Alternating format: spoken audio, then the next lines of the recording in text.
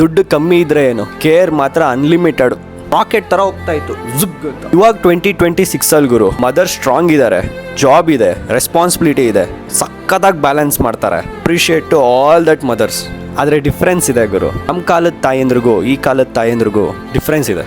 ಅವಾಗ ರಿಸೋರ್ಸ್ ಕಮ್ಮಿ, ನಮ್ಮ ಜೊತೆ ಪರ್ಸ್ನಲಿ ಟೈಮ್ ಸ್ಪೆಂಡ್ ಮಾಡೋದು ಜಾಸ್ತಿ, ಹೊಡೆಯೋದ್ರಿಂದ ಹಿಡಿದು ಎಲ್ಲಾನು. ಇವಾಗ ರಿಸೋರ್ಸ್ ಜಾಸ್ತಿ, ಟೈಮ್ ಕಮ್ಮಿ.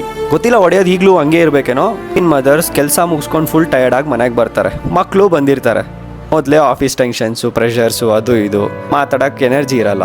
ಬಟ್ ಆದರೂ ಮಕ್ಕಳಲ್ವಾ, ಸ್ಮೈಲ್ ಮಾಡ್ತಾರೆ. ಬಟ್ ಆದರೆ ಆ ಮಗುಗೆ ಆ ಸ್ಮೈಲ್ ಒಂದೇ ಸಾಕಾ, ಬೇರೆ ಏನೂ ಬೇಡವಾ? ಆಗ್ಬಿಟ್ಟಿದೆ ಅಂದರೆ Monday to Friday close your mouth, Saturday Sunday open your mouth. ಅದು ಏನು ಪ್ಲ್ಯಾನ್ಸ್ ಇಲ್ಲ, ಏನು ಕೆಲಸ ಇಲ್ಲ ಅಂದರೆ ಮಾತ್ರ. ನಮ್ಮ ಕಾಲದಲ್ಲಿ ಸಿಗ್ತಿರೋ ಪ್ರೀತಿ ಈ ಕಾಲದಲ್ಲಿ ಸಿಗ್ತಿದ್ಯಾ?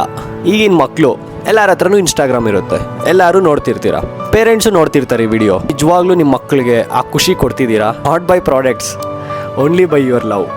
ಹೇಳಿ, ಕೊಡ್ತಿದ್ರೆ ಸೂಪರ್ ಆ್ಯಂಡ್ ಸೂಪರ್ ಹ್ಯಾಪಿ, ಕೊಡದೇ ಇದ್ರೆ ಕೊಡಬೇಕಲ್ವಾ? ಅವರು ವೆಯ್ಟ್ ಮಾಡ್ತಿರ್ತಾರೆ. ಕಮೆಂಟ್ ಮಾಡಿ, ನಿಮ್ಮ ಜನ್ರೇಷನ್ ಅಮ್ಮಂದಿರಿಗೂ ಈ ಜನ್ರೇಷನ್ ಅಮ್ಮಂದಿರಿಗೂ ವಾಟ್ ಈಸ್ ದ ಡಿಫ್ರೆನ್ಸ್?